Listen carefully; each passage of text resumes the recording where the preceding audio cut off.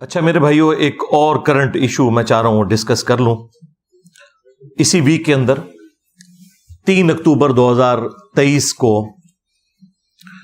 ایک اعلی سطح کا اجلاس ہوا جس میں آرمی چیف بھی تھے اور پرائم منسٹر بھی اور باقی جو بڑے ذمہ داران لوگ ہیں جو ملک کی سیکیورٹی کو دیکھتے ہیں اور باقی معاملات کو.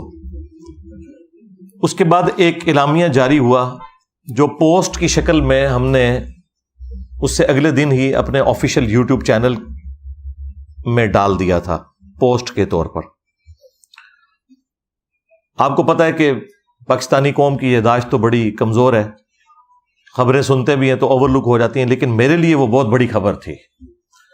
میری چند ایک خواہشات کی تکمیل اس کے اندر تھی اور مجھے خوشی ہوئی کہ جہاں کہیں اگر ہماری اسٹیبلشمنٹ کوئی اچھا کام کرتی ہے تو ہم اس اعتبار سے انہیں اپریشیٹ ضرور کریں. ویسے تو زیادہ تر ہم ان کے ناقد ہی رہتے ہیں، لیکن اس معاملے میں انہوں نے ایک اچھا سٹیپ لیا تو میں نے وہ جو 5 بڑے بڑے نکات تھے ان کے وہ ڈسپلے کروا دیے اس ایک پوسٹ کے اندر ہی، اور اس کے نیچے لکھا کہ ہم صرف اسی قسم کی اسلامک ڈیموکریسی کو پاکستان میں سپورٹ کریں گے اور ہمیں کسی قسم کا کوئی اسلامی نظام اس اعتبار سے نہیں چاہیے کہ کوئی نان اسٹیٹ ایکٹر جماعت، کسی فرقے کی جماعت جو ہے وہ سیاست کی آڑ لے کر اور پاکستان کے اوپر قابض ہو جائے اور باقی فرقے والوں کو وہ قتل کرنا شروع کر دیں، کبھی توہین مذہب کے الزام میں، تو کبھی گستاخ رسول کہنے کے الزام میں، تو کبھی گستاخ اہل بیت کہنے کے الزام میں، تو کبھی گستاخ صحابہ کے الزام میں. تو وہ پوسٹ جو لگی اس کے اوپر ظاہر ہے کہ ہر طرح کے لوگ ہیں، ان کا اپنا ریئیکشن آئے گا. کچھ لوگوں نے اسے اپریشیٹ کیا، کچھ لوگوں نے اس کے اوپر اپنے تحفظات کا اظہار کیا. تو میں چاہ رہا ہوں ایک تو وہ پوسٹ بھی ڈسکس کر لوں اور اس پہ جو لوگوں کی ریزرویشن ہے وہ بھی میں ان کو کلیئر کر دوں. 3 اکتوبر 2023 کو جو وہ اعلیٰ سطح کا اجلاس ہوا ہمارے سیکیورٹی اداروں کا، ان میں 5 جو بڑے بڑے پوائنٹ تھے جن کے اوپر انہوں نے ایگری کیا اور اسے اعلامیے کے طور پر جاری کیا. اس کی کورالریز میں اور پوائنٹ بھی ہیں لیکن بڑے پوائنٹس جو تھے وہ 5 ہی تھے. نمبر 1، ریاست سیاسی مقاصد کے لیے مذہب کی من پسند تشریح نہیں کرنے دے گی. دوبارہ سنیں، ریاست سیاسی مقاصد کے لیے مذہب کی من پسند تشریح نہیں کرنے دے گی. اس سے مراد وہ تمام سیاسی جماعتیں ہیں جو مذہب کی آڑ میں اپنے فرقے کا ایجنڈا لانچ کرتے ہیں اور دوسرے لوگوں کی زندگیوں کو ونریبل کر دیتے ہیں. اب ان جماعتوں کے نام لینے کی ضرورت نہیں ہے، وہ اللہ کے فضل سے یا اللہ کے غضب سے پوری قوم کو پتہ ہے، کیونکہ اس کی تکلیف پوری قوم اٹھا رہی ہے، خواہ مسلمان ہو یا کافر ہو. پاکستان میں رہنے والے ان مذہبی جماعتوں کے شر سے کوئی بھی محفوظ نہیں ہے. حتیٰ کہ حال یہ ہے کہ یہاں پہ کسی ریلیجس پرسنالٹی کو بھی اگر جان کو خطرہ ہوتا ہے تو دوسری مذہبی جماعت سے ہوتا ہے، کسی کافر سے نہیں ہوتا. اور پھر وہ امن حاصل کرنے کے لیے یورپ اور امریکہ میں یعنی کافراں دے ملک ٹر جاندے نے. وہ ایک کافراں دا ملک وہ ہے جتھے تہاڈی جان بچی ہوئی ہے، یا کافراں دا ملک وہ ہے کہ جدھر آپ کو ہر وقت یہ دھڑکا لگا رہتا ہے کہ کوئی عشق رسول کے نام کے اوپر آپ کا سر تن سے جدا نہ کر دے. یہ مسلمان ملک ہے، وہ اسلامی ملک ہے. چند ایک باتوں پہ آپ کو اختلاف ہو سکتا ہے. اگر احترام جان اور احترام مال نہیں ہے تو ہم نے چاٹنا ہے اس قسم کی گورننس کو، اور پاکستان میں یہی ہے. آپ اگر رفع الیدین سے نماز پڑھ رہے ہیں کسی مسجد میں یا اونچی آمین کہتے ہیں تو آپ کو کسی ہندو سے، کرسچن سے خطرہ نہیں ہے کہ وہ آپ کو مسجد میں گالیاں دے یا مسجد سے دھکے مار کے نکال دے. ان سے خطرہ ہے. آج آپ ایک نان مسلم کو اسلام کی دعوت دیتے ہوئے نہیں ڈرتے، اور نہ آپ کو اس سے کوئی خطرہ ہوتا ہے، کیونکہ آپ کو پتا ہے کہ یہ سنے گا کہ یہ ہمارا دین ہے، وہ اپنا پوائنٹ آف ویو سامنے رکھے گا. لیکن کسی مسلمان کو قرآن کی آیت بتاتے ہوئے یا بخاری مسلم سے نماز کا طریقہ بتاتے ہوئے، رکوع میں جاتے وقت اور رکوع سے اٹھتے وقت رفع الیدین، آپ ڈرتے ہیں کہ یہی کتے کی طرح مجھے کاٹ نہ لے. یہ کتے کی مثال قرآن میں آئی ہے علماء سو کے لیے، سورۃ الاعراف میں، بلعام بن بورا کے بارے میں. اور سورۃ نبی داؤد کے اندر بھی نبی علیہ السلام نے فرمایا میری امت میں ایسے گروہ پیدا ہوں گے کہ جس طرح باولا کتا کسی کو کاٹ جائے اس کے ایک ایک ریشے تک اس کا اثر پہنچ جاتا ہے نا، اس قسم کی بدعت ان گروہوں میں پیدا ہو جائیں گی. تو یہ کون سا باولا کتا ہے جو کسی مسلمان کو کاٹ جائے اور اس میں بدعت پیدا ہو جائے؟ یقیناً وہ کتا اسی نسل کا ہوگا جسے مولوی کہا جاتا ہے. ظاہر ہے کوئی اسکواش کا پلیئر تو نہیں نا جو کسی کو بدعت سکھائے گا، کوئی کرکٹ کا پلیئر تو بدعت نہیں سکھائے گا نا، کوئی مولوی سکھائے گا نا کسی فرقے کا. اور اس کے اوپر اجماع ہے. آپ بریلویوں سے پوچھیں وہ کہیں گے ہاں یہ دیوبندی ہے وہ باولے کتے. دیوبندیوں سے پوچھیں وہ کہیں گے بریلوی ہیں. سنی سے پوچھے وہ کہیں گے شیعہ ہیں. شیعہ سے پوچھیں وہ کہیں گے سنی ہے. جب یہی بات میں کرتا ہوں کہتے ہیں ہمیں گالیاں دے رہا ہے. اور بھائی تمہارے ہی اس کے اوپر آلریڈی اجماع ہوا ہوا ہے. ہم تو ساری باتوں کو بیک وقت انڈورس کرتے ہیں کہ سارے صحیح کہہ رہے ہو. بالکل بالکل تھوڑے نال. تو یہ ریاست سیاسی مقاصد کے لیے مذہب کی من پسند تشریح نہیں کرنے دے گی. بہت اچھی بات ہے جی، شکر ہے آپ کو خیال آیا کہ یہ ریاست ان لوگوں کے ہاتھوں یرغمال بن چکی ہے جو اپنی من پسند تشریح کرتے ہیں، ہر ایک کے اوپر گستاخی کے فتوے لگاتے ہیں. حالانکہ حال یہ ہے کہ اپنے بزرگوں نے چشتی رسول اللہ پڑھایا ہوا ہے. ہائے ہاں اے زخم میں چل رہا ہے تھوڑا، کینسر بنا دینا ہے. میں اشرف علی تھانوی رسول اللہ پڑھوایا ہوا ہے، مناظرے کیے ہوئے ہیں، آج تک کر رہے ہو. اب میرے ڈر سے آگے کہہ رہے ہیں کتاباں بدل گئی نے. ہاں دیکھ لو پھر کیسے قابو آئے نے. میرے نبی سا ہے ہی کوئی نہیں، تیرے بابے تے شاہ ہی کوئی نہیں، تے بابے تو ہی ہوں دستبردار ہو گئے تھے. الحمدللہ. دوسرا پوائنٹ اس میں تھا کہ کسی بھی شخص یا گروہ کو طاقت کے زبردستی استعمال کی اجازت نہیں دی جائے گی. کسی شخص کو یا کسی گروہ کو قانون کو ہاتھ میں لینا، طاقت کے ذریعے کسی سے کوئی چیز منوانا، اس کی اجازت نہیں دی جائے گی. اچھا یہ ساری باتیں آلریڈی ہمارا ایک آئینی حق ہے جو ہمارے کانسٹیٹیوشن میں لکھا ہوا ہے. یہ صرف اس کا اعادہ ہو رہا ہے اور یہ اب اس کی ضرورت پڑ گئی ہے ان کو. چلیں ہمارا بھی ساتھ بھلا ہو جائے گا اس حوالے سے. تو بالکل ہم کہتے ہیں، ہم تو شروع دن سے کہہ رہے ہیں کہ صرف فوج کا کام ہے کہ وہ جہاد اور قتال والے معاملات کے اندر لے کے چلے، اور ود ان کنٹری پولیس کا کام ہے جو سول ایجنسی ہے، یا کبھی یہاں سول گورنمنٹ نے رینجرز کو بلانا ہو تو وہ بلائیں. ادروائز کسی سیاسی یا مذہبی جماعت کا یہ کام نہیں ہے کہ وہ اپنا جہادی ونگ بنائے اور اس کے ذریعے جہاد کس کے خلاف کرے؟ مسلمانوں کے خلاف. ہاں فرانس تک تو انہوں نے پہنچ نہیں سکنا، یورپ تک تو پہنچ نہیں سکتے. یہاں نہ ہمارے بینک چھوڑتے ہیں یہ، نہ ہماری گاڑیاں چھوڑتے ہیں، نہ ہمارے مکان چھوڑتے ہیں. میں نے آج تک کوئی عاشق رسول نہیں دیکھا سو کالڈ جو لبیک یا رسول اللہ کہہ کے اپنے موٹر بائک کی ٹینکی میں جو ہے نا وہ آگ لگا دے. تو آڈے موٹر سائیکل ساڑن کے اے ندی حالت ہے. تو کسی کو اجازت نہیں دی جائے گی کہ وہ اس طریقے سے زبردستی یہ کرے. اب یہ لادہ بات ہے کہ یہ سارے کام ہماری اسٹیبلشمنٹ کی مرضی سے اور ان کی سرپرستی میں ہوتے رہے. یہ تو ایک حقیقت ہے، اور یہ وہ حقیقت ہے جو ہم پہلے دن سے آپ کو بتاتے ہیں. آج جو آ کے ہماری پوسٹوں کے نیچے کامنٹس کرتے ہیں پی ٹی آئی کے لوگ، نون لیگ کے لوگ، ایسے لوگوں کو شرم کرنی چاہیے. تم لوگ مجھے بتاؤ گے کہ اسٹیبلشمنٹ کا سیاست میں کوئی کردار نہیں ہونا چاہیے؟ سب سے زیادہ اسٹیبلشمنٹ کے ہاتھوں جو لوگ یوز ہوئے ہیں وہ ہمیں بتائیں گے. بھائی ہم تو اس وقت تمہیں سمجھا رہے تھے جب تمہارا پرائم منسٹر جو ہے وہ اسٹیبلشمنٹ کے ساتھ مل کے مخالفین کو جیلوں میں گزارا تھا. آج وہ خود جیل میں گیا تو تمہیں یاد آ گیا کہ فوج کا سیاست میں کوئی کردار نہیں ہونا چاہیے. 2018 کے الیکشنز کو کس طرح مینج کیا گیا، 2014 کے دھرنے کیسے ہوئے، اس وقت تم لوگوں کو خیال نہیں آیا. آج ہمیں بتا رہے ہیں جی علی بھائی اسٹیبلشمنٹ کو آپ یہ سپورٹ کر رہے ہیں، ان کا تو یہ کردار ہے. مجھے بتا رہے ہیں دیکھو ہم تو 2012-13 کی میری ویڈیوز یوٹیوب کے اوپر اپلوڈ ہیں جب آپ لوگوں کو پتہ ہی نہیں تھا، اور اس وقت ہماری جہادی تنظیم میں ایسٹ ہوتی تھی فوج کا. جماعت الدعوہ باقی تنظیمیں، میں اس وقت بھی ان لوگوں کے خلاف بولتا تھا کہ یار یہ کام غلط ہو رہا ہے، یہ تمہارے گاٹے فٹ ہوں گے. یہ تو 2015-16 میں آ کے ان کو جب ہوش آئی، پھر ڈان لیکس ہوئی، FATF حافظہ اللہ آیا، پھر انہوں خیال آیا اچھا وہ بھی سانو گورے نہیں دسنا ہے کہ بندے دے پتر بن جاؤ. گوروں نے جب ان کو بتایا تلوار لٹکی تو پھر ان کو خیال آیا کہ نہیں نہیں نہیں یار یہ تو اب کام بڑھ گیا، اب ہم نے یہ کام نہیں کرنا.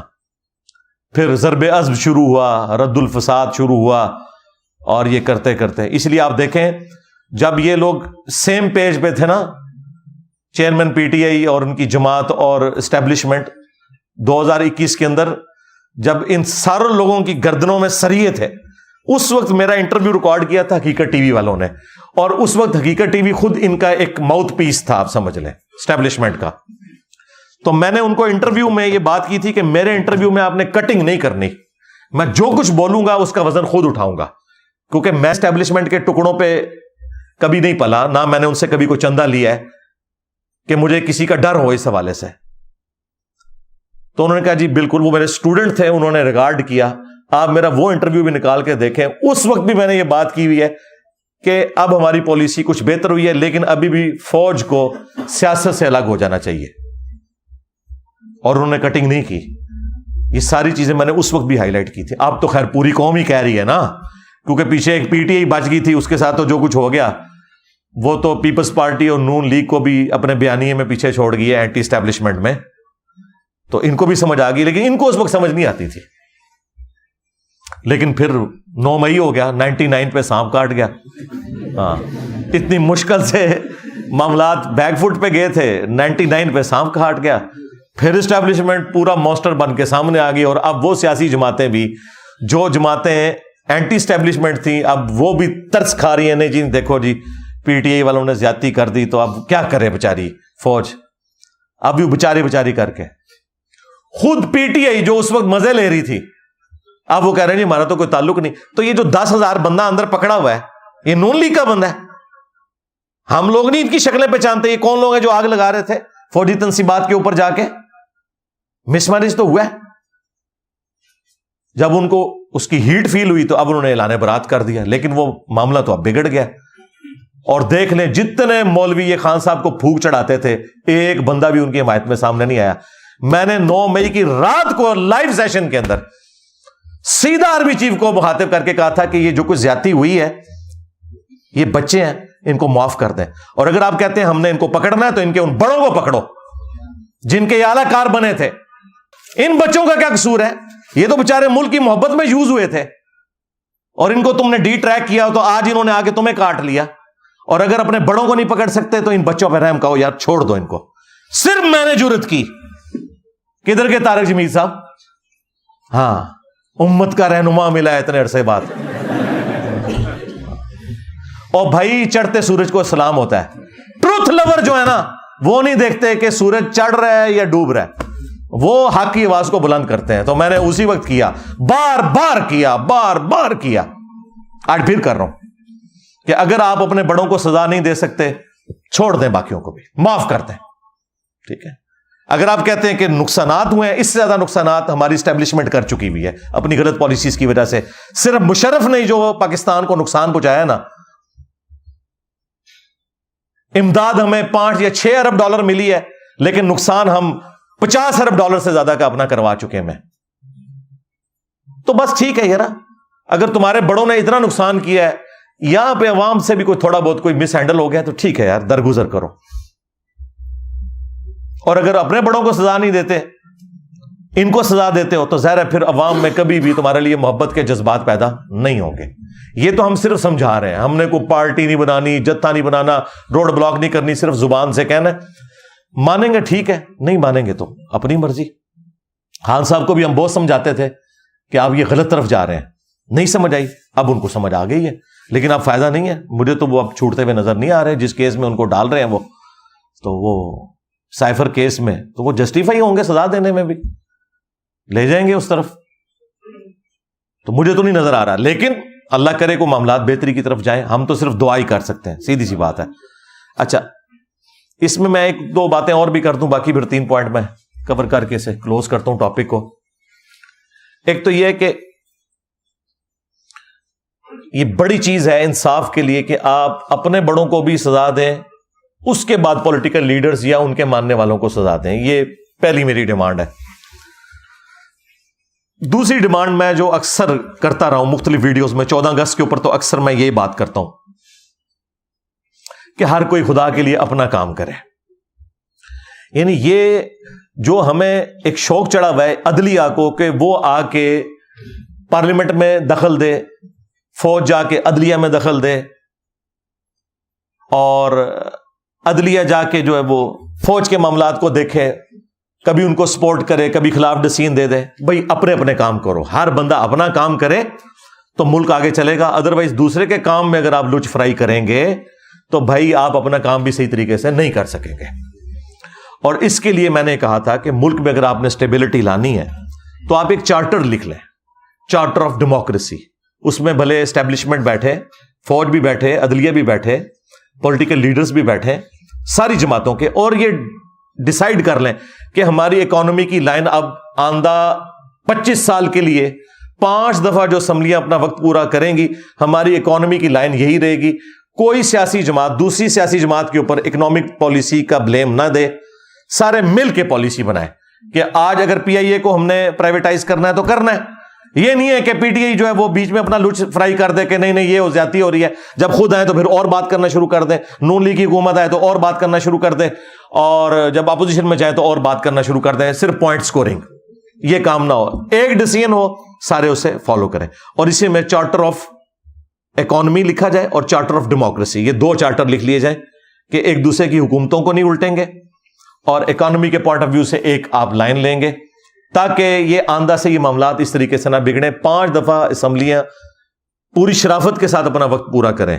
اس طریقے سے نہیں کہ آپ پرائم منسٹرز کو کبھی پوری قوم کو آپ نے لگایا کہ جناب یہ اتنا بلینز آف ڈالرز جو ہے وہ فلاں لیڈر لے گیا اور اینڈ پہ آپ کو ایک اقامہ ملا. ٹھیک ہے, تو میں کہتا ہوں یار یہ کروڑوں روپے ملک کے ضائع کیے, اگر اقامہ ہی نکالنا تھا اس میں سے. ٹھیک ہے, تو اس طرح کرنے کی بجائے نا آپ اصول اور انصاف کے اوپر معاملات کو لے کے چلیں, بجائے یہ کہ اپنے پولیٹیکل گینز کے لیے آپ کبھی مذہبی جماعتوں سے دھرنے کروائیں, پھر انہیں پیسے بانٹیں. ٹھیک ہے, پھر وہ اس وقت بھی آ جائیں جب آپ کو ضرورت نہ ہو, پھر آپ ان کے اوپر کریک ڈاؤن کریں, جب کریک ڈاؤن ہو تو پھر وہ ملک بند کر دیں, اور یہ تماشا لگا رہے. تو چارٹر آف ڈیموکریسی اور چارٹر آف اکانومی یہ لکھا جائے, پالیسی سیم چلتی رہے. تیسرا پوائنٹ جو پچھلے دنوں یہ جڑاملا والا واقعہ ہوا جس میں 18 کے قریب گرجے جلے, وہ تو خیر کلیم بہت زیادہ بڑا فگر کر رہے ہیں, اور اس وقت ہمارے جو پنجاب کے آئی جی ہیں ڈاکٹر عثمان صاحب, انہوں نے تو بتایا کہ 6000 کے قریب نفری پیچھے تیار تھی جس نے یہ سارا معاملہ اور آگے بھڑکانا تھا, اس لیے ہم نے اس وقت معاملے کو ٹھنڈا کیا. تو مجھے اس وقت بھی بڑا یعنی غصہ آیا اس کے اوپر کہ یار یہ قوم کس طرف جا رہی ہے. بہرحال اب انہوں نے وہ جن 6000 بندے تھے ان کی لسٹیں پوری بنا لی ہوئی ہیں, انہوں نے وہ ایک ایک کر کے ساروں کو قانون کے کٹہرے میں لے کے آئیں گے. اور میں نے اس وقت بھی ریکویسٹ کی تھی کہ یار آپ نے ضرب عض شروع کیا, آپ نے رد الفساد کیا, ایک رد النفاق بھی کریں. یہ منافق ہے, یہ پاکستان کے ساتھ بھی منافقت کر رہے ہیں نان اسٹیٹ ایکٹر, اور اسلام کے ساتھ بھی منافقت کر رہے ہیں, عوام کو دھوکہ دے رہے ہیں. ان کے خلاف ایک آپریشن لانچ کریں, رد النفاق. وہ الحمدللہ اب نام اس کا جو بھی وہ رکھیں, بال رد النفاق شروع ہو گیا جے, اے میں تمہیں دس دیا انشاءاللہ. اب یہ وقت کے ساتھ حالات بہتری کی طرف جائیں گے انشاءاللہ. اور چوتھی چیز اس میں جو میں نے وہ بیانیے میں بات کی تھی رد النفاق کے بعد, کہ جو پھر بندے پکڑے جائیں ان کو پھر عدالتوں کے ذریعے سزائیں دلوائی جائیں, اور یہ فوری انصاف ہو. فائز عیسیٰ صاحب بھی وہاں پہنچے تھے, اب تو خیر وہ چیف جسٹس بن گئے. جڑاملا واقعے کے فوراً بعد وہ پہنچے تھے وہاں پر, اب انہی کے پاس کیسز لگنے ہیں. تو اب کسی چیز کو بھی بالائے طاق رکھتے ہوئے جو صحیح ڈیسیژن بنتا ہے وہ کریں. آج تک پاکستان کی تاریخ میں جتنے نان اسٹیٹ ایکٹرز نے اس طرح کی حرکتیں کی ہیں نا, الٹیمیٹلی بڑی عدالتوں سے جا کے چھپ جاتے ہیں. آج تک جو کچھ بھی ہوا بڑی عدالتوں سے جا کے یہ لوگ چھٹ جاتے ہیں. اس لیے چھوٹتے ہیں کہ وہاں جا کے گواہ جو ہے گواہی نہیں دیتے, ان کی جان کو خطرہ ہوتا ہے. گواہ مکر جاتے ہیں. اب عدالت نے تو شواہد کی بنیاد پہ فیصلہ کرنا ہے. میرا خیال ہے گواہ اگر مکر بھی جائیں, اگر آپ کے پاس کیمرے کا ریکارڈ موجود ہے, سی سی ٹی وی سے یہ چیز کنفرم ہو جاتی ہے کہ یہ لوگ مجرم ہیں, انہیں سزا ملنی چاہیے. سیدھی سی بات ہے. ادروائز یہ معاملات اس طریقے سے چلتے رہیں گے. یہ 4 چیزیں ہو گئی. اور 5ویں چیز میں نے کہا تھا کہ یہ خیر میرا ایک ذاتی شغف ہے, یہ آپ کی مرضی ہے, چاہے تو سافٹ ویئر اپڈیٹ کر دیں ان کا, تو چاہے کوئی ایک مولوی سٹی بنا دیں, جس طرح جو ہے وہ اٹلی میں ویٹیکن سٹی بنا اور مولویوں کو کہا کہ بھئی ادھر لڑو بھیڑو جو کچھ کرنا ہے, ادھر جا کے خیر ان کا بھی ڈانگ نکل گیا. ان مولویوں کو ناردرن ایریا میں شفٹ کریں. جتنے بھی یہ فسادی قسم کے مولوی ہیں نا, ان کی 4 شادیاں کروائیں, ان کو گاڑیاں دیں, ٹھیک ہے, ان کو انٹرنیٹ کے ہائی سپیڈ کنیکشن لے دیں. یار ساڈی جان چھڈن ہے, اتوں انہوں کڈو, خدا دا نہ آ جائے, جب ملک نو رہنے دے قابل رکھنا ہے. تو یہ 5 نکاتی ایجنڈا ہے. نمبر 1, سزا دینی ہے, اپنے بڑوں کو دو, پلس ٹھیک ہے عوام کو بھی دو, لیکن اگر ان کے اوپر ہاتھ نہیں ڈال رہے, پولیٹیکل لوگوں سے بھی پھر صرف نظر والا معاملہ کرو. اور نمبر 2, چارٹر آف ڈیموکریسی یا چارٹر آف اکانومی, یہ دونوں چارٹرز لکھے جائیں اور ایک پالیسی بنائی جائے, تاکہ حکومتیں کوئی بھی آئیں ایک دوسرے کے اوپر بلیم نہ ڈال سکیں, نہ ایک دوسرے کی ٹانگیں کھینچیں. پھر آپ کو وہ ٹرو اسلامک ڈیموکریسی کی برکات بھی انشاءاللہ ملیں گی. نمبر 3, رد النفاق شروع کریں. آپریشن کا نام رد النفاق. اور 4تھی چیز, جب یہ آپریشن ہو اس کے بعد عدالتوں کے ذریعے فوراً سزاؤں والا معاملہ ہو اور منطقی انجام تک پہنچایا جائے. اور 5ویں چیز, مولوی سٹی بنایا جائے ویٹیکن سٹی کے طرز کے اوپر. خیر یہ ساری باتیں میں نے ساتھ اس اعتبار سے ڈسکس کر دی کہ کانسیپٹ کلیئر ہو جائے. تو 2 پوائنٹ ہم ڈسکس کر چکے ہیں اس اعلامیے میں. ایک, ریاست سیاسی مقاصد کے لیے مذہب کی من پسند تشریح نہیں کرنے دے گی. دوسرا, کسی بھی شخص یا گروہ کو طاقت کا زبردستی استعمال کرنے کی اجازت نہیں دی جائے گی. نمبر 3, اقلیتوں کے حقوق اور مذہبی آزادی اسلام اور آئین پاکستان کا حصہ ہے. اور ظاہر ہے بالکل ہے, یہ پاکستان کے جھنڈے میں جو وائٹ نشان ہے یہ غیر مسلموں کے لیے ہے, خواہ وہ غیر مسلم قادیانی ہوں, خواہ وہ غیر مسلم جیوز ہوں, کرسچنز ہوں یا ہندو ہوں. زندگی کا حق نہیں آپ ان سے چھین سکتے. عقیدے کا اختلاف, علمی اختلاف اپنی جگہ, وہ آپ نے کرنا ہے, ڈنکے کی چوٹ پہ کرنا ہے. تم لوگ تو ختم نبوت کے نام کے اوپر صرف چندے کھاتے ہو نا. علمی جواب قادیانیوں کے علمی وظائف کے صرف میں نے دیے ہیں. آج بھی یوٹیوب پہ مجھے بتائیں کسی بھی ختم نبوت کی تحریک کی کوئی علمی ویڈیو دکھائیں. زیادہ سے زیادہ یہ کہیں گے جی وہ ٹوائلٹ میں مر گیا, بس اس قسم کے ان کے پاس اعتراضات ہوتے ہیں. علمی بات کوئی نہیں کی سوائے میرے. درجنوں ویڈیوز ہیں میری قادیانیوں کے خلاف. انہوں نے صرف, اور انہوں نے بھی اینٹی قادیانی کام کیا ہے. ختم نبوت پہ تو کسی نے بھی نہیں کام کیا. ختم نبوت اس دن ہوگا ہاں جس دن چشتی رسول اللہ اشرفی رسول اللہ پہ بھی یہ لوگ بات کریں گے جدھر سے چندے لے کے کھا رہے ہیں. اسی شہر سے نکلتے ہیں جہاں سے کتابیں چھپ رہی ہیں, ادھر دھرنا نہیں دیتے, مصیبت ہماری جان کو ڈال دیتے ہیں. تو یہ جو اقلیتوں کے حقوق ہیں بالکل ان کی حفاظت ہونی چاہیے. یہ all over the world Pakistan کے لیے بدنامی کا معاملہ بنا ہوا ہے. 4تھی چیز اس میں تھی, ملک میں سیاسی مسلح گروہ یا تنظیم کی کوئی جگہ نہیں ہے. یعنی پہلے لوگ یہ سیاست کی آڑ میں چھپ جاتے تھے کہ جی ہماری سیاسی جماعت ہے نا, جس طرح MKN سیاسی جماعت بنائی ہوئی تھی, ساتھ ایک ونگ بنایا ہوا تھا مسلح قسم کا, اس کی آڑ میں چھپ جاتا تھا. اور ساری جماعتوں نے اپنے اپنے اس قسم کے نا اسلحے کی بنیاد کے اوپر بنائی ہوئی ہیں ونگز. پیپلز پارٹی نے بھی بنائی ہوئی ہے, ہاں جماعت اسلامی نے بھی بنائی ہوئی ہے. اور آپ اور چھوڑ دیں یار, یہ جو آپ کو بڑی شریف تنظیمیں نظر آ رہی ہیں, دعوت اسلامی کی بھی ہے ایک سنی تحریک کے نام کے اوپر. وہ اس طرح کے جو لوگ ہیں ان کے حوالے کرتے ہیں. وہ یہ TLP تو اب آئی ہے نا, اس سے پہلے سنی تحریک تھی. اور ادھر بھی دیکھ لیں آپ, تبلیغی جماعت بالکل ٹھیک ہے, لیکن دوسری طرف سپاہی صحابہ, لشکر جنگوی, اور پولیٹیکل جماعت میں مولانا فضل الرحمان صاحب. ہاں ہر جگہ انہوں نے اپنی سیاسی بھی معاملات رکھے ہوئے ہیں, ساتھ مسلح معاملات بھی رکھے ہوئے ہیں, اور ساتھ ایک تبلیغی سامنے ایک وہ بھی ونگ رکھا ہوا ہوتا ہے لوگوں کی آنکھوں میں دھول جھونکنے کے لیے. تو یہ انہوں نے کلیئر ریٹ کہا کہ ملک میں سیاسی مسلح گروہ کی کوئی اجازت نہیں جائے گی. یعنی کوئی سیاسی جماعت بھی ہے نا, وہ یہ نہیں کہہ سکتی کہ جی ہم تو الیکشن میں حصہ لے رہے ہیں لہذا کیا مسئلہ ہوا اگر ہم نے ساتھ کوئی اسلحہ رکھ لیا ہے. نہیں, یہ اسلحہ لے کے کل کو آپ لوگ دارالحکومت کے اوپر چڑھ دوڑیں گے اور مصیبت بن جائیں گے باقی لوگوں کے لیے. اور پانچواں جو اعلامیہ تھا وہ یہ تھا کہ طاقت کا استعمال صرف اور صرف ریاست کا دائرہ اختیار ہے. یہ جو ہم اکثر کہتے ہیں کہ یار یہ فوج اور پولیس کا کام ہے کہ وہ امن کو اسٹیبلش کریں، نہ کہ یہ ہے کہ مولوی اسلحہ ہاتھ میں لے کے تو وہ جا کے فلموں کی اور دکانیں توڑنا شروع کر دیں جا کے، جو کچھ لال مسجد کے اس میں ہوا، پھر اس کے ریونج میں آپ دیکھ لیں ظلم بھی ہو گیا، اور وہ پھر ہم نے اس کے بعد خود کچھ حملے بھی بھگتے. ظاہر ہے لال مسجد میں جو کچھ ہوا ان کی طرف سے تو مس ہینڈلنگ ہوئی، اس وقت کی اسٹیبلشمنٹ سے بھی مس ہینڈلنگ ہوئی، اور اس کی ہیٹ پھر ہم آج تک محسوس کر رہے ہیں. تو یہ 5 پوائنٹس تھے جو اس میں ڈسکس کیے گئے، اور اس کے بعد انہوں نے کہا کہ اب ہم جو اس حوالے سے سائبر کرائم اور یہ ساری چیزوں کو اسٹیبلش کریں گے اور لوگوں کو پکڑ کے سزائیں دیں گے. اور میں تو سمجھتا ہوں کہ یہ ایک ہمارے صبر کا ہمیں پھل ملا ہے، اور آواز بلند کرنے کا، یہ ایک نہ ایک دن یہ ہونا تھا. اور یہ اب ریاست جب ٹھان لیتی ہے کسی معاملے کو، تو آپ دیکھ لیں ڈالر دیکھ لیں، پھر آیا نا 307 سے نیچے، کیونکہ ریاست نے یہ فیصلہ کر لیا کہ بھائی یہ غلط ہو رہا ہے، یہ کام نہیں اب ہونے دینا. پہلے وہ ریاست میں ہی بیٹھے ہوئے لوگ تھے جو ان ساری سمگلنگ کو سپورٹ کرتے تھے، یہ سب کچھ وہی انہی کی سرپرستی میں ہو رہا ہوتا تھا.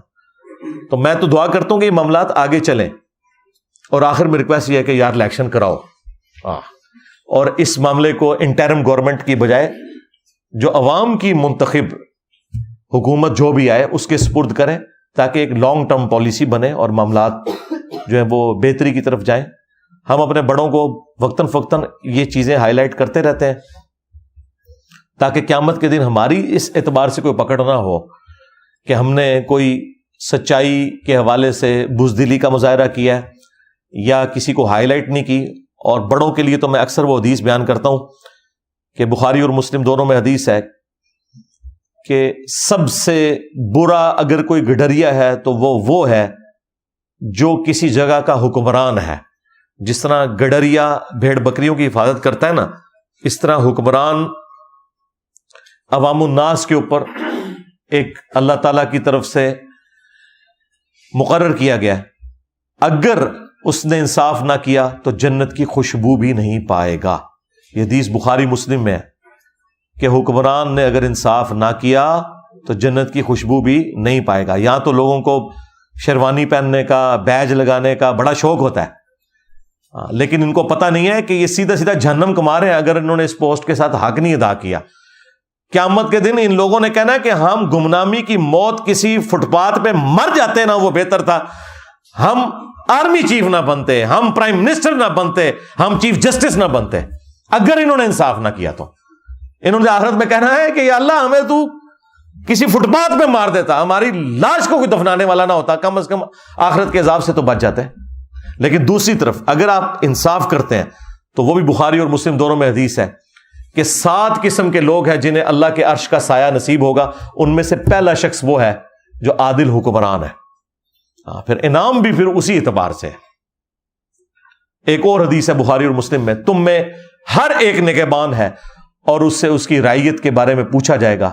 پھر نبی صلی اللہ علیہ وآلہ وسلم نے فرمایا کہ ایک حکمران اپنی رعایا کے اوپر حاکم ہے، اس سے اس کے بارے میں پوچھا جائے گا. ایک مرد اپنی بیوی اور بچوں کے اوپر حاکم ہے، اس سے اس کے بارے میں پوچھا جائے گا. ایک بیوی اپنے خاوند کے مال اور اولاد کے اوپر حاکم ہے، اس سے اس کے بارے میں پوچھا جائے گا. لہٰذا اب تو سارے ہی آ گئے. ہاں تسی ایویں خوش ہو رہے سو کہ وڈیاں دا رگڑا لگیا ہوا ہے، بچنا تسی بھی کوئی نہیں. ہاں اگر اپنی جگہ پہ ہم نے انصاف نہ کیا تو اللہ تعالیٰ ہمیں انصاف کے اوپر قائم رہنے کی، انصاف کی تبلیغ کرنے کی، اسی پہ عمل کرنے کی توفیق عطا فرمائے. صلو علی محمد وآل محمد، اللہم صلی علی محمد وعلی آل محمد واصحاب محمد وازواج محمد وامت محمد اجمعین الی یوم الدین. مجھے بائی چانس یہ بھی کچھ باتیں یاد آئیں. میں چاہ رہا ہوں کہ آج چونکہ ماحول بنا ہوا ہے، تھوڑا اپنی زندگی کا کوئی ایک ایسا پہلو اس سے جو جڑا ہوا ہے جو میں نے آج تک کیمرے میں کبھی بیان نہیں کیا، وہ بھی ڈسکس کر لوں تاکہ ریکارڈنگ میں آ جائے. خصوصاً ہمارے ان لوگوں کے لیے جن کو کبھی کوئی شیطان وسوسہ دلاتا ہے میرے حوالے سے.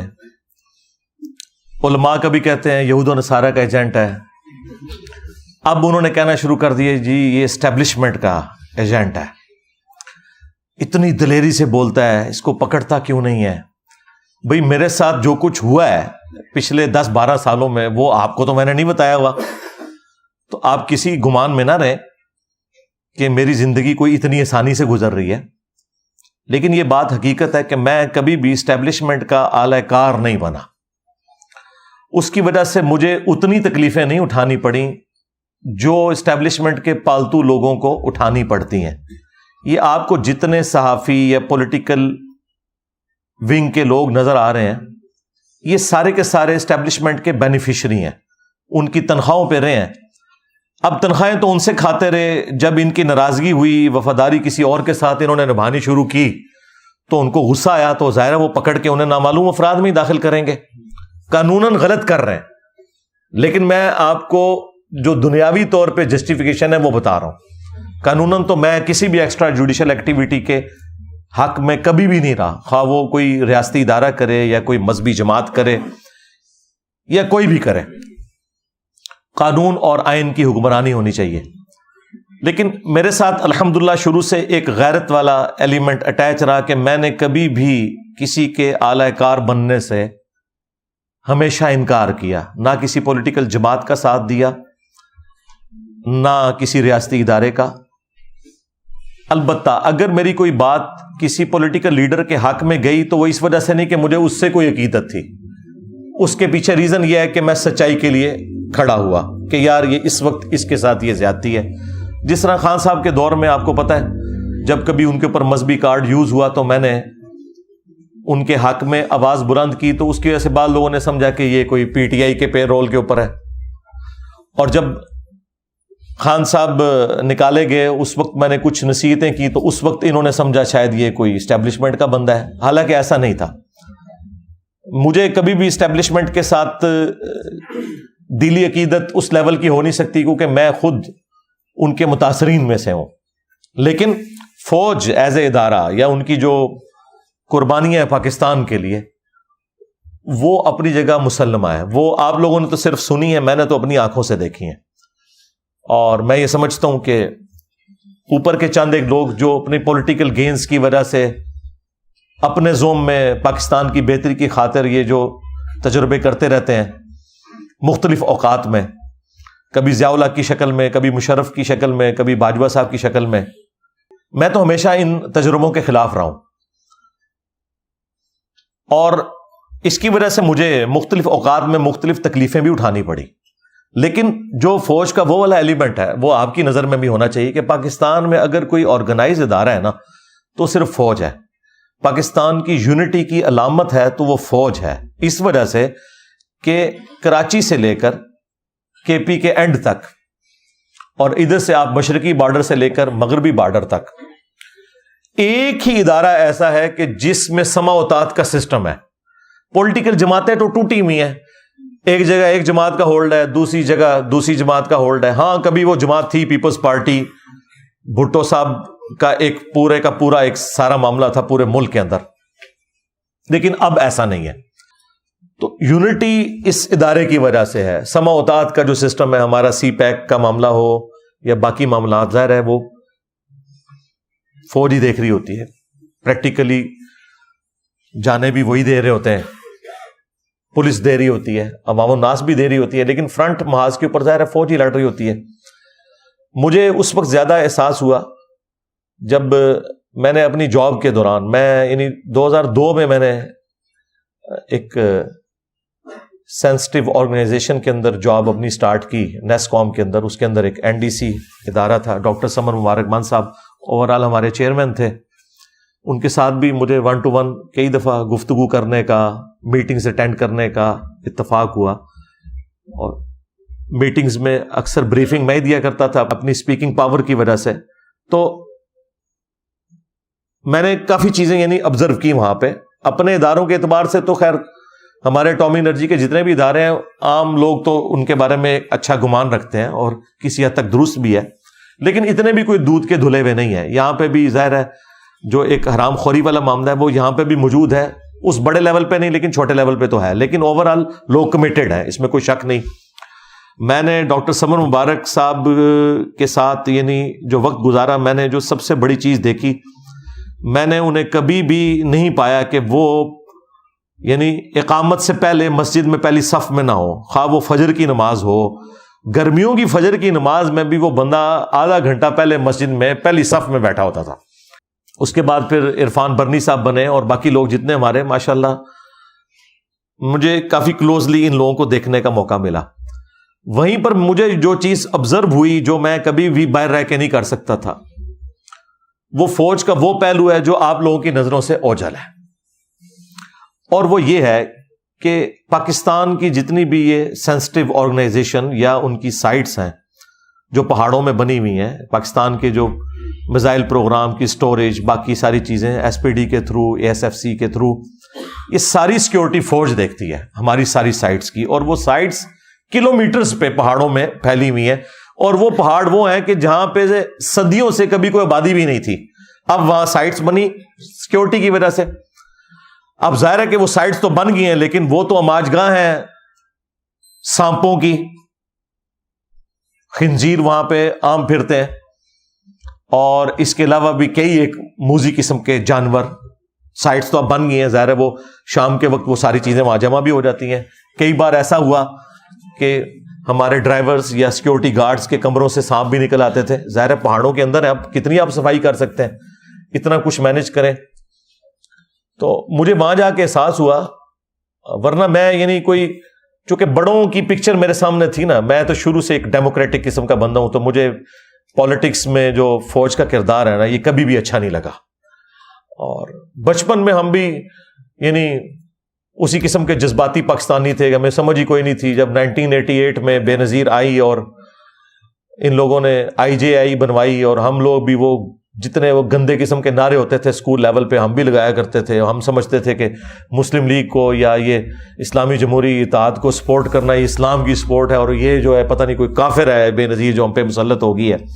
وہ تو پھر ہمیں بعد میں پتہ چلا کہ یہ تو بڑے لوگوں کی گیمیں تھیں، اور وہ 90s کی تو پوری گیم جو پیپلز پارٹی اور مسلم لیگ کی جو یہ تماشا چلتا رہا، یہ ان بچوں نے نہیں دیکھا کہ جو صرف خان صاحب کی باتیں سنتے ہیں، اس لیے ان کو نہیں پتا کہ دوسری جماعتوں نے بھی اپنے اپنے وقت میں کیا کیا تکلیفیں کاٹی ہیں، ایک دوسرے سے بھی اور اسٹیبلشمنٹ سے بھی۔ پھر انہوں نے آ کے چارٹر آف ڈیموکریسی لکھا تھا۔ یہ تو آج بڑا سکون ہے اس اعتبار سے، جو کچھ 90s میں ہوتا رہا، 1.5-2 سال بعد حکومت الٹ جاتی تھی اور یہ سارے معاملات ہوتے تھے، ہمیں بھی اس وقت سمجھ نہیں تھی، لیکن جب سمجھ آئی تو مجھے پتا چلا کہ یار یہ تو سارے کا سارا مسئلہ جو ہے وہ ایک ادارے کی وجہ سے خراب ہو رہا ہے۔ تو میرے دل میں ان کے لیے کبھی بھی کوئی اس طرح کا نرم رویہ یا جذبہ نہیں تھا۔ میں آپ کو جاب پہ جانے سے پہلے کی بات کر رہا ہوں، لیکن جب میں نے وہاں یہ والا اسپیکٹ دیکھا، پھر میں نے کہا یار یہ بےچارے تو ان کے آفیسز سے لے کے اسٹاف کے لوگوں تک سر کہہ کے تو ہم سے بات کرتے تھے، پھر ہماری سیکیورٹی کے لیے انہوں نے سب کچھ کرنا اور اتنے اچھے اخلاق سے پیش آنا۔ مجھے پھر وہ والا جب اسپیکٹ سامنے آیا نا، تو پھر میں نے کہا کہ نہیں یار یہ فرق کرنا چاہیے ہمیں، جس طرح ہمیں پولیٹیکل جماعتوں میں بھی اچھے لوگوں میں اور برے لوگوں میں فرق کرنا چاہیے، مذہبی جماعتوں میں بھی، فرقوں میں بھی، ان کے عقائد میں بھی، کہ سنی کی ساری باتیں غلط نہیں، شیعہ کی ساری باتیں غلط نہیں، جو میں اچھی بات کو سپورٹ کرتا ہوں، اور برائی سے آپ نے الگ رہنا ہے۔ وہی جو حضرت عثمان نے ہمیں سکھا دیا ہے کہ نماز مسلمانوں میں نیکی کا کام ہے، نیکی کے کاموں میں ان کا ساتھ دو، جنہوں نے مسجد نبوی پہ قبضہ کیا ہوا ہے، صحیح بخاری 695 نمبر حدیث، برائی میں ان سے الگ رہو۔ حالانکہ اسٹیک پہ خلافت لگی ہوئی حضرت عثمان کی، لیکن اپنے مخالفین کے بارے میں کہہ رہے ہیں نمازیں ان کے پیچھے پڑھو، اگرچہ انہوں نے مسجد نبوی پہ قبضہ کر لیا، کیونکہ نماز تو کوئی برائی کا کام نہیں۔ لہٰذا پاکستانی قوم بھی دیکھے کہ اچھائی کے کاموں میں تو کم از کم اسٹیبلشمنٹ کا ساتھ دیں، فوجی قیادت کا بھی ساتھ دیں، پولیٹیکل قیادت کا بھی ساتھ دیں، پرائم منسٹر کا بھی ساتھ دیں، ہاں برائی میں الگ رہیں اور اپنا پروٹیسٹ بھی ریکارڈ کروائیں، لیکن صرف دشمنی پہ اتر کے اس لیول پہ چلے جانا کہ آپ ان کے بارے میں نیگیٹو رویہ اختیار کریں۔ میں یہ سمجھتا ہوں یہ جو ابھی ڈیسیژن ہوا ہے، جو میں نے آپ کو 5 پوائنٹ بتائے کہ اب یہ ڈیسائیڈ ہوا ہے کہ کوئی بھی سیاسی جماعت مسلح گروہ بنا کے اس طریقے سے مذہب کی من پسند تشریح کر کے نہیں چڑھ دوڑے گی دوسرے کے اوپر، یہ بہت بڑا ایک ڈیسیژن ہے۔ اسی طریقے سے ابھی یہ جو ڈالرز کے حوالے سے جو کچھ ہوا اچھی چیز ہے۔ باقی ہم وہ کہتے ہیں کہ الیکشن اپنے ٹائم پہ ہونا چاہیے، بالکل، اس میں پولیٹیکل لیڈرز کے خلاف اگر کیسز بنے ہیں تو ان بڑوں کے خلاف بھی بننے چاہیے جنہوں نے ان پولیٹیکل لیڈرز کو یوز کر کے اس طرح کے تجربات اپنی پاکستانی قوم کے اوپر کیے، وہ اپنی جگہ، وہ تو میں بار بار ریکارڈ کرواتا ہوں، لیکن یہ والا اسپیکٹ یاد رکھیں، کیونکہ میں نے دیکھا ہے کہ جب سے خان صاحب کے ساتھ یہ سارا مسئلہ ہوا ہے نا تو پی ٹی آئی جو ہے نا وہ بہت آگے چلی گئی ہے اس معاملات میں. نون لیگ تو شاہی کوئی نہیں اس کے مقابلے میں رہی ہے کہ جس طرح کی اب یہ زبان پاکستان کے اداروں کے بارے میں استعمال کر رہے ہیں, اس سے اداروں کو تو کوئی نقصان نہیں ہونا, پاکستان کا بیڑا غرق ہو جانا ہے. ان کے ہاتھ میں بھائی سلطہ ہے, ان کے ہاتھ میں بندوق ہے, وہ پھر آپ کو گھروں سے بھی اٹھائیں گے, پھر آپ لوگ جو ہیں وہ جتنے بھی بنے ہوئے ہیں. اب مجھے بتائیں وہ پی ٹی آئی کے لیڈر جو کل تک کہتے تھے کہ نواز شریف بھگوڑا آتا کیوں نہیں ہے, اب میں حماد اظہر سے نہ پوچھوں کہ تو کیوں بھگوڑا ہے, آ نا عدالتوں کا مقابلہ کرنا. جب تو بلاتا تھا نواز شریف کو کہ آؤ جی عدالتوں کا سامنا کرو, کیسز کا سامنا کرو, تو تم لوگ کیوں, مراد سعید کیوں بھگوڑا ہوا ہے, آؤ نا عدالتوں کا سامنا کرو نا. تو اب تمہیں اس بات کا جواب مل جائے گا کہ نواز شریف بار سے واپس کیوں نہیں آ رہا تھا. ہاں, کیونکہ جب تک اپنی دم پہ نہ پاؤں پڑے اس وقت تک کسی کی تکلیف کا احساس نہیں آپ کو ہوتا. ہم کہتے ہیں وہ بھی غلط ہو رہا تھا, یہ بھی غلط ہو رہا ہے, لیکن یہ نہیں ہو سکتا کہ آپ اس کو جسٹیفائی کریں اور اسے غلط کہیں, یا اسے جسٹیفائی کریں اور اسے غلط کہیں. اب تو خیر خان صاحب نے خود بھی مانا ہے, خان صاحب نے کہا ہے کہ جی میں نے نہیں نواز شریف کی حکومت ہٹائی تھی, وہ اسٹیبلشمنٹ نے ہٹائی تھی. ٹھیک ہے, یہ تو لکھ کے سپریم کورٹ میں دیا ہے خان صاحب نے, جو باتیں اتنے صافی نہیں ان سے منوا سکے, اب ان کو سمجھ آ گئی ہے. تو یہ وقت کے ساتھ چیزیں لرن کرتے ہیں, اب ہماری اسٹیبلشمنٹ بھی سیکھ رہی ہے. پر میں اپنے حوالے سے آپ کو بتا دوں کہ مجھے پہلے نمبر پہ قرآن و سنت ہے, اس کے بعد پاکستان کا آئین ہے, اور اس کے بعد کوئی ریاستی ادارہ یا سیاسی جماعت ہوگی. جو بھی غلط کام کرے گا ڈنکے کی چوٹ پہ میں کہوں گا غلط ہے, یہ کام ٹھیک ہو رہا ہے, یہ کام غلط ہو رہا ہے. تو مجھے جو اپنی جاب سے ریٹائرمنٹ لینی پڑی, اس میں بھی انڈائریکٹلی میرے ساتھ بھی ایک لیول کی ایک زیادتی ہوئی جس کی وجہ سے مجھے لینی پڑی. خیر اس شر میں سے اللہ نے خیر نکالا کہ میری خواہش تھی, ویسے تو میں الٹا بھی لٹک جاتا. میں جس پوسٹ پہ تھا 19 گریڈ پہ اور ایک ٹاپ لیول کے اوپر, تو مجھے تو انہوں نے کبھی بھی ریٹائرمنٹ نہیں دینی تھی جب تک کہ میں اپنے 25 سال سروس کے پورے نہ کرتے ہیں. وہ تو پھر اللہ کی طرف سے کرنا ہوا. یہاں پہ کوئی ہماری ایک ایجنسی کو سیکورٹی کلیئرنس کر رہی تھی, تو وہ اس کے نیچے جو وہ رپورٹیں لکھنے والے ہیں نا, وہ کوئی بریلوی تھا کٹر قسم کا. اچھا, یہ میں بات کر رہا ہوں 2016-17 کی. اس نے نا رپورٹ میں مجھے لکھ دیا کہ اس کا تعلق جو ہے لشکر جنگوی سے ہے, دیوبند کے. اب میرا دیوبند کے ساتھ کبھی بھی کوئی ہمدردی کا رشتہ نہیں رہا, ایٹ لیسٹ جہادی تنظیموں کے ساتھ. خیر وہ ہماری جب آفس میں وہ پہنچی تو فوجی آپ کو پتا کانوں کے کچے ہوتے ہیں, انہوں نے فوراً کہا جی آپ ریٹائرمنٹ لے لیں. میں نے کہا کس چیز کی ریٹائرمنٹ؟ اچھا ویسے تو مطلب میری خواہش تھی کہ مجھے ریٹائرمنٹ مل جائے. میں نے جتنا بھی دین کا کام بڑے لیول پہ جتنا کیا وہ اپنی جاب کے دوران کیا, یہ ذہن میں رکھیے گا. 2008 میں میری ریکارڈنگ شروع ہوئی ہیں اور یہ میں 2017 کی بات کر رہا ہوں, 9 سال تک, جبکہ آلموسٹ ہمارے سارے میجر لیکچرز ریکارڈ ہو چکے ہوئے تھے. تو میں نے کہا اس الزام کے ساتھ تو میں نے نہیں جانا. ویسے آپ آفر کریں کہ ٹھیک ہے میں پبلک فگر ہوں اور اس کی وجہ سے تو ٹھیک ہے, کوئی مسئلہ نہیں. 15 سال میری سروس ہے, مجھے 15 سال سے زیادہ سروس ہو چکی ہوئی تھی, تو مجھے بینیفٹس بھی مل جائیں گے جو جاب کے ہیں. اتنے تو نہیں ملیں گے لیکن چلیں کوئی آدھے تو مل ہی جائیں گے, لیکن اس الزام کے ساتھ نہیں. لیکن آپ کو پتا ہے فوج کی ایک مینٹالٹی ہے, وہ غلط بھی ڈیسیژن کرے نا, غلطی علیحدگی میں تو مان لیتے ہیں, پبلکلی نہیں مانتے. یہ ان کے ساتھ ایک کمزوری اٹیچ ہے. یہی وجہ ہے کہ یہ سب کچھ کر رہے ہیں, ابھی کبھی یہ نہیں کہہ رہے کہ جی ہمیں معاف کر دیں, ہم سے غلطی ہوئی ہے, یہ نہیں کبھی کہیں گے. ویسے کبھی کسی صحافی سے دلائیں گے جی ماضی میں ہم سے بھی غلطیاں ہوئی, معافی نہیں مانگیں گے. یہ ان کی ایک مینٹالٹی ہے. معافی کے لیے صرف ڈاکٹر عبد القدیر صاحب ہی تھے, ہاں ان کو قربانی کا بکرا بنایا. معافی کے لیے صرف پولیٹیکل لیڈرز ہی بچے ہوتے ہیں. یہ میں ساری باتیں آپ کو اس لیے بتا رہا ہوں کہ میرے بارے میں میرے جینز کے اندر موجود ہے کہ یہ اپنے مخالفین کے ساتھ کیا کرتے ہیں. لہٰذا میرے بارے میں تو آپ بھول جائیں, جس طرح آپ یہ بھول جائیں نا کہ میں توحید کے معاملے میں بالکل ننگی تلوار ہوں, اس معاملے میں بھی میں بالکل ننگی تلوار ہوں. مجھے پتا ہے کہ یہ کیا کرتے ہیں. ہمیں کوئی پی ٹی آئی والا یا نون لیگ والا جو ہے نا وہ آئین کا درس نہ دے اور یا ہمیں وہ اینٹی اسٹیبلشمنٹ بیانیہ نہ بتائے, ہمیں آپ سے زیادہ پتا ہے. ٹھیک ہے, تو بہرحال اس وقت جب یہ معاملات چلے تو میں سیدھا پھر اسلام آباد ہائی کورٹ میں نے کیس کر دیا اپنے ادارے کے خلاف. اور جسٹس شوکت صدیقی صاحب, وہ بھی میری طرح آپ کو پتا ہے نڈر قسم کا جج, اس نے بلا لیا, اور وہ تو مطلب اس طرح کے معاملات میں کوئی کسی کا لحاظ نہیں کرتے تھے. ان کی عدالت میں کیس لگا, ان کو بلایا تو یہ آئے بائیں شائع کرتے رہے, اور 1 سال تاریخیں بھگتے رہے, صرف ڈانٹ کھا کے وہاں سے آتے تھے. الٹیمیٹلی پھر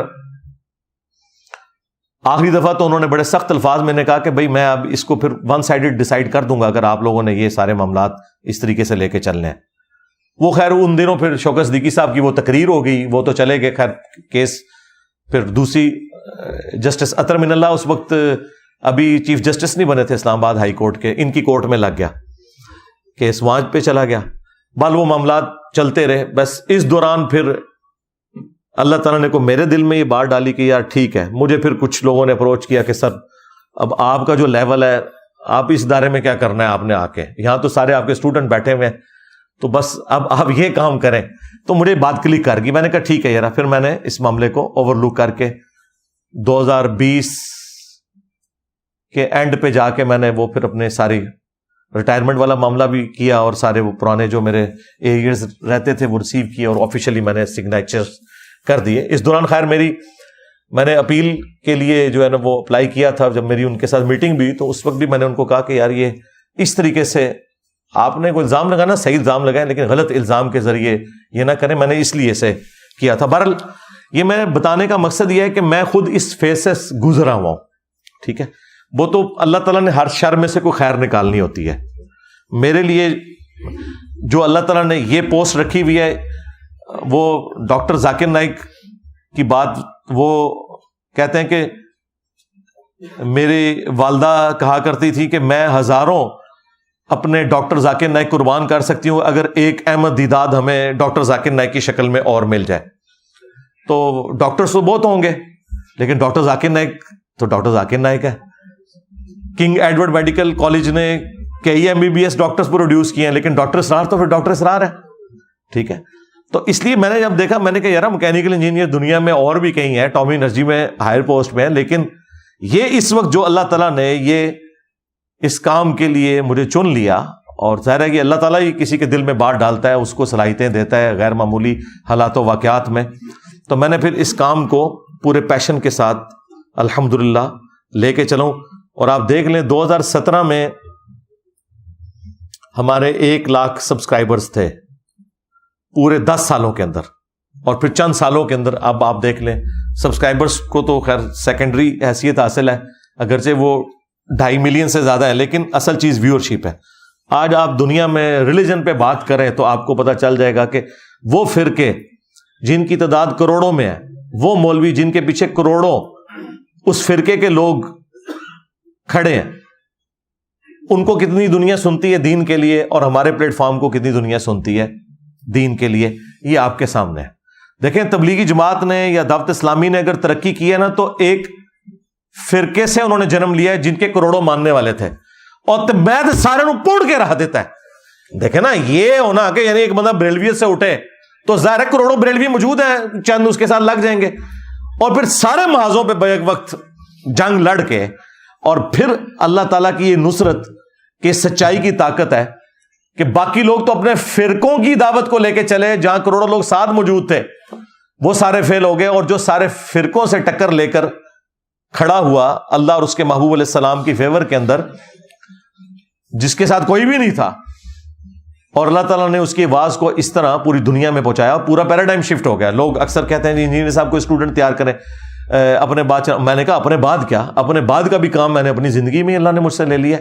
یعنی ہم کوئی بھی اگر ایک اسکول آف تھاٹ کہہ لیں, یا کوئی تحریک, یا کوئی بھی ایسی چیز کوئی بھی لانچ کرتا ہے, وہ کس لیے ہوتی ہے؟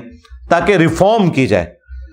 تو اس پلیٹ فارم کی برکت سے تو پوری نیشن ہی, پوری مسلمان قوم ریفارم ہو گئی ہے. وہ کہتی ہے کہ بھائی ہمیں بتانا ہے قرآن و سنت میں کیا لکھا ہے, لے جاؤ بابے سائڈ پہ. تو یہ سب سے بڑی چینج ہے.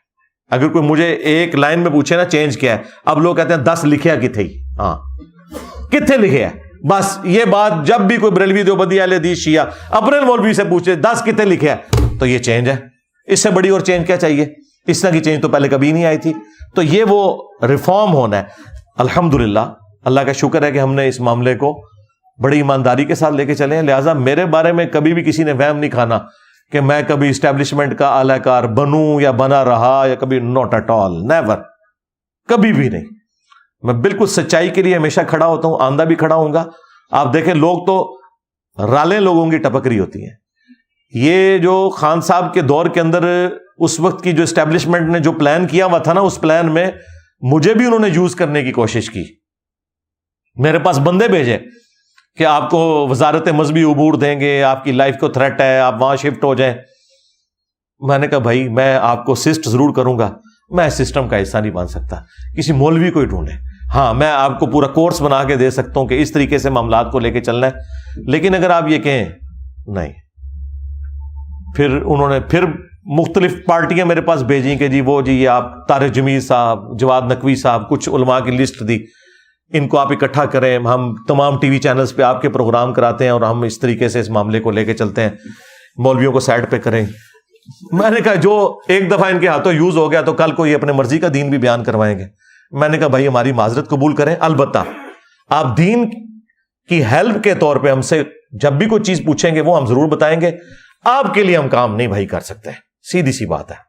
اور وہ دیکھیں وہ بیچارہ تو اب فارغ ہو کے گھر بیٹھ گیا, جس کا آرمی چیف بننے کا خواب تھا, بندے میرے پاس بھیج رہا تھا, مجھے تو نہیں پتا تھا کہ اس کا اپنا کیا اشر ہونا ہے, خود بھی فارغ ہو گیا. تو دیکھیں میں کبھی بھی نہ ابھی اعلی کار بنوں گا, نہ پہلے کبھی بنا, نہ مستقبل میں. اس کی وجہ یہ کہ ان لوگوں نے ریٹائر ہونا ہے, ان کو تو کوئی جانتا نہیں ہے, لیکن الحمدللہ ہمارے اس پلیٹ فارم کی لیگیسی پرانی ساری کے سارے فرقوں کو پیچھے چھوڑ گئی ہے, کیونکہ ہم نے فرقہ واریت سے بلند ہو کر یہ آواز بلند کی. کوئی چندہ بک نہیں بنائی, کوئی مسجد نہیں بنائی, کوئی مدرسہ نہیں بنایا, سب سے بڑھ کر سب کو مسلمان سمجھتے ہیں, ان کے پیچھے نمازیں پڑھتے ہیں, ان کی زندگی موت کا مسئلہ چندے ان کو دیتے ہیں. تو الحمدللہ اس لیے ہم کہتے ہیں ہمسا ہو تو سامنے آئے. آج تک جتنے مذہبی پیشوا ہیں فرقے لانچ کر کے گئے ہیں, مدرسے بنا کے گئے ہیں, چندہ بک بنا کے گئے ہیں. تمہارے بابوں کی ایک گندگی بھی تم کہو نا کہ یہ والی گندگی انجینئر صاحب آپ کے اندر ہے, وہ نہیں نکال سکتے تم, لیکن کم از کم مان گئے ہو نا کہ وہ گندگی تھی. تو میں نے تو اس سسٹم سے کچھ نہیں حاصل کیا سوائے اس کے کہ میری لائف ونریبل ہوئی, میری فیملی کی لائف ونریبل ہوئی, میرے ٹیم ممبرز کی لائف ونریبل ہوئی, ان کی فیملیز کی لائف ونریبل ہوئی ہیں. اور کیا حاصل کیا اس سے؟ مونیٹائز نہیں کیا اپنا چینل ویڈیو ایڈز کے اوپر. 1 کروڑ سے زیادہ میں مہینے کا کما سکتا تھا اگر ویڈیو ایڈ چلاؤں, جتنی میری ویور شپ ہے. ٹھیک ہے, میں مولوی کیا, میں تو اسٹیبلشمنٹ اور پولیٹیکل لیڈرز کو بھی خرید سکتا تھا اتنے پیسوں کے ساتھ, لیکن نہیں کیا. صرف اس لیے کہ کوئی بندہ کسی بھی اعتبار سے کوئی جھول نہ نکالے. اور میں ظاہر اس کو غلط بھی سمجھتا تھا عورتوں کا ویڈیو میں آنا, یہ بھی ایک وجہ تھی. اور لیکن یہ بھی تھا کہ یار کوئی بہانہ اس اعتبار سے داخل نہ کرے. 3 چیزوں کی کوئی گنجائش نہیں ہماری اس دعوت میں, عورت, شہرت اور دولت. عورت سے مراد یہ کوئی عورت کی تضحیک نہیں, یعنی یہ چھپی دوستیاں جو یہ مفتی کرتے ہیں, تیسری کر لیتے ہیں, پھر چوتھی کر لیتے ہیں, اور پھر مدرسے بناتے ہیں, پہلے شاگردنیاں ہوتی ہیں, پھر چاچیاں بن جاتی ہیں تھوڑیاں. ٹھیک ہے. اس کے بعد شہرت کہ شوق ہے جناب جا کے بڑے بڑے جلسوں سے خطاب کرنے کا, مسجدوں میں کھڑے ہو کے فورن ٹور لگانے کا. نہیں, نیور, کہیں نہیں گیا. جو آتا ہے ادھر آئے گا بھائی. وہ اکثر ہمارے یہاں پہ اکیڈمی میں فون آتا ہے نا, لاہور سے لوگ آتے ہیں, پنڈی سے, اسلام آباد سے. میں نے کہا دیکھ لو, پہلے جیلم سے لوگ داتا دربار جاتے تھے, اب داتا دربار والے جیلم شریف آتے ہیں. یہ فرق ہے, یہ فرق ہے. کیونکہ باباؤں کے بابا, وہ اس لیے کہ ہماری نسبت بہت اونچی ہے. الحمدللہ میرے نبی سا ہے ہی کوئی نہیں, تیرے بابے تھے شے ہی کوئی نہیں. یہ ہے وجہ. ختم نبوت کی برکت سے جو کام شفٹ ہوا تھا. تو عورت, شہرت اور دولت, یہ 3 فتنوں سے اگر آپ بچ جائیں تو میرے بھائی زمین و آسمان کی ساری جو نیگیٹو قوتیں ہیں, شیاطین مل کے آپ کو نقصان نہیں پہنچا سکتے. جب بھی ڈرل ہوگا نا, یہ دیکھیں جتنے انٹرنیشنل اسپیکر ہیں نام لیے بغیر, کسی کو کوئی زنانی لڑ گئی ہے, کسی کو شہرت لڑ گئی ہے, کسی کو دولت لڑ گئی ہے, اور پوری زندگی دین کا کام کر کے آخر میں ذلیل ہو گئے بڑھاپے میں جا کے. یہ نہ سمجھے کہ کوئی بیڈ لک ہوئی ہے ان کے ساتھ, بیڈ لک نہیں ہوئی ہے, یہ رزلٹ ابھی نکلنا تھا. کام یہ شروع سے اسی طریقے سے کر رہے ہوتے ہیں. وہ اللہ تعالیٰ نے ڈھیل دی کہ شاید پلٹ آئے, کوئی شاید پلٹ آئے, نہیں پلٹتا ٹھیک ہے, بڑھے ویلے جاؤ مر جاؤ اسی طرح. اس لیے یہ نصیحت میں ویڈیو میں بھی ریکارڈ کروا رہا ہوں اپنے تمام سٹوڈنٹس کے لیے بھی, خصوصاً جو ہمارے دعوت کے حوالے سے ختم نبوت کی برکت سے نبی الاسلام کی مبارک دعوت کو لے کے چل رہے ہیں. عورت, شہرت, دولت, ان 3 چیزوں کو ہمیشہ اپنے سامنے رکھنا ہے. ان تینوں چیزوں میں سے میں کسی چیز میں انوالو تو نہیں ہوا. جب آپ سمجھے انوالو ہو گیا, اب آپ سمجھے اخلاص بھی گیا, اللہ کی مدد بھی گئی.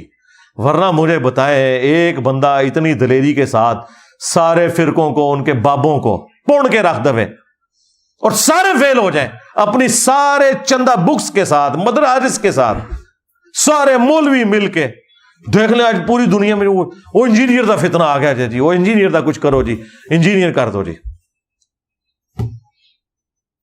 پھر کوئی اور بہانہ نہیں ملتا تھا تو پھر فلاں کا ایجنٹ، فلاں کا ایجنٹ.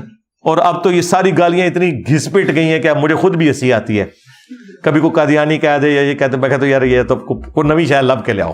ہاں یہ تو ساری چیزیں پٹ گئی ہیں تھوڑیاں. تو اللہ کا شکر ہے، یہ میں نے ساری باتیں اس کے ساتھ اس لیے کر دی تاکہ آپ کو، اگر میری زندگی میں کوئی ایسا ایک چھپا ہوا ایلیمنٹ تھا جو شاید میں نے ابھی تک ویڈیو میں بیان نہیں کیا تھا، تو وہ بھی میں ریکارڈنگ میں لے آؤں، بجائے اس کے کہ میرے بعد کوئی بندہ میری طرف کوئی ایسی بات منسوب کرے تو میں اس کی کلیریفیکیشن خود اس حوالے سے دے دوں. باقی تو اللہ کا شکر ہے کہ ہر بات کی کلیریفیکیشن دینا ضروری بھی نہیں ہے. کسی انسان کا جو کریکٹر ہے وہ خود بتاتا ہے کہ وہ کیسا ہے. تو یہ بار بار جی فلانے نے کہتا جی ایدے تے کوئی گل کرو جی ادھر تے گل کرو، بھائی یہ قیامت تک لوگ باتیں کرتے رہیں گے. اس کا کوئی اینڈ نہیں ہوگا. بات یہ کہ اوورآل ڈاکٹرن دیکھیں، اگر آپ کو اس سے بہتر کوئی پلیٹ فارم نظر آتا ہے، ہم یہ نہیں کہہ رہے کہ آپ وہاں جائیں، ہمیں بھی لے جائیں ساتھ. ہاں اگلی بات کریں گے. یہ حوصلہ کسی میں نہیں ہے. لوگ تو کہتے ہیں انجینئر کو سننا نہیں، اور انجینئر صاحب یہ کہہ رہے ہیں کہ اگر کوئی اس سے اچھی جگہ ہے جہاں پہ لوگ قرآن، بخاری، مسلم، دین کی بات کر رہے ہیں ریفرنس کے ساتھ، آپ وہاں نہ اٹیچ ہو، مجھے بھی ساتھ لے جائیں. ہاں میں بھی ادھر اٹیچ ہو جاؤں، اس کو لا کے ہم یہاں بٹاتے ہیں. ہاں تو یہ اس لیے کہ بھی ہم اپنی کاز کے ساتھ مخلص ہیں. مجھے کیوں کسی سے جیلسی ہوگی؟ میں تو چاہتا ہوں کہ ہر گلی سے انجینئر نکلنا چاہیے جو اپنے نبی علیہ السلام کا مجاہد بن کر ختم نبوت کی برکت سے قرآن و سنت کی دعوت عام کرے، بجائے یہ کہ بزرگ بابوں کو لے کر چلے. سیدھی سی بات ہے. صلو علی محمد وآل محمد، اللہم صلی علی محمد وعلی آل محمد واصحاب محمد وازواج محمد وامت محمد اجمعین الی یوم الدین. اللہم انی اسألک بانک انت اللہ لا الہ الا انت الاحد الصمد الذی لم یلد ولم یولد ولم یکن له کفوا احد وإلہکم الہ واحد لا الہ الا هو الرحمن الرحیم. الف لام میم. اللہ لا الہ الا هو الحی القیوم. اللہم صلی علی محمد وعلی آل محمد. اللہم ربنا آتنا فی الدنیا حسنہ وفی الآخرۃ حسنۃ وقنا عذاب النار. ربنا آتنا من لدنک رحمۃ وہیئ لنا من امرنا رشدا. اللہم اغفر لحینا ومیتنا وشاہدنا وغائبنا وصغیرنا وکبیرنا وذکرنا وانثانا. اللہم من احییتہ منا فاحیہ علی الاسلام ومن توفیتہ منا فتوفہ علی الایمان. اے اللہ، جن جن بھلائیوں کا سوال تیرے محبوب صلی اللہ علیہ وآلہ وسلم نے تجھ سے کیا، ہمارے حق میں، ہمارے ماں باپ کے حق میں، ہمارے بیوی بچوں کے حق میں، پوری امت کے حق میں قبول منظور فرما. جن جن چیزوں کے شر سے تیرے محبوب صلی اللہ علیہ وآلہ وسلم نے تیری پناہ طلب کی، تمام مسلمانوں کو ان تمام چیزوں کے شر سے اپنی پناہ عطا فرما. بالخصوص چائنا، کشمیر، انڈیا، فلسطین، یمن، عراق، شام، پاکستان، افغانستان، جہاں کئی مسلمان کس پرسی کی زندگی گزار رہے ہیں، غیب سے ان کی عزت، آبرو، جان و مال کی حفاظت فرما. حاضرین کے دلوں میں جو جو نیک اور جائز دعائیں ہیں قبول منظور فرما. حاضرین کے جو چھوٹے بڑے رشتہ دار فوت ہو چکے ان کی مغفرت فرما. جو زندہ ہیں ان کو اپنی موت سے پہلے قبر و آخرت کی تیاری کرنے کی توفیق عطا فرما. جو بیمار ہیں انہیں شفائے کلی عطا فرما. یہ تمام دعائیں تمام مسلمانوں کے حق میں قبول منظور فرما. اے اللہ، ہمارے ملک پاکستان کی خیر فرما، اندرونی اور بیرونی خطرات سے محفوظ فرما، پورے عالم اسلام کی خیر فرما. سبحان ربک رب العزت عما یصفون وسلام علی المرسلین والحمد للہ رب العالمین وصلی اللہ علی النبی الکریم وعلی آلہ واصحابہ اجمعین الی یوم الدین. آمین.